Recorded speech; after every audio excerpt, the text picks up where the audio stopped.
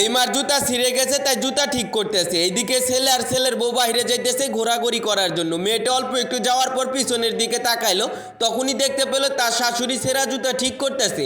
এইটা দেখে মেয়েটা দৌড়ায় তার শাশুড়ির কাছে গেল এবং জুতাটা হাতে নিল আর বলতেছে, কি ব্যাপার মা, জুতা ছিঁড়ে গেছে, আপনাকে কে জোড়া দিতে বলছে, আমাকে বলতে পারে না? তখনই জুতাটা ফালাই দিয়ে মেয়েটা ঘরের মধ্যে গেল এবং সাব বাক্সে খুলে তার ভেতরে একটা নতুন জুতা ছিল তার জন্য। তখনই সে জুতাটা নিয়ে তার শাশুড়ির কাছে গেল এবং বলল, মা নেন, এই নেন, আপনার ছেলে আমাকে নতুন জুতা এনেছিল, এই জুতাটা আপনি পায়ে দেন, আপনাকে অনেক ভালো লাগবে। তখনই এই মেয়েটা নিজে হাতে তার শাশুড়িকে জুতা পরাই দিতেছে এবং বলতেছে, আপনার জুতা না থাকলে আপনাকে বলবেন, আপনার ছেলে তো গিফট, আমাকে বললে আমি কিনে এনে দেবো, প্রয়োজনে আমি আমার বাবার বাড়ি থেকে টাকা আনবো, তবু আমি আপনাকে নতুন জুতা কিনে দিব। এমন কথা শুনে মা অবাক হয়ে গেছে এবং বৌমাকে বুকে জড়িয়ে নিয়েছে। সত্যি বলতে প্রত্যেকটা শাশুড়ি চায় যে তার ছেলের বউ মেয়ের মতো হবে, আমাকে অনেক আদর যত্ন করবে। ভিডিওটা ভালো লাগলে অবশ্যই শেয়ার করে দিবে।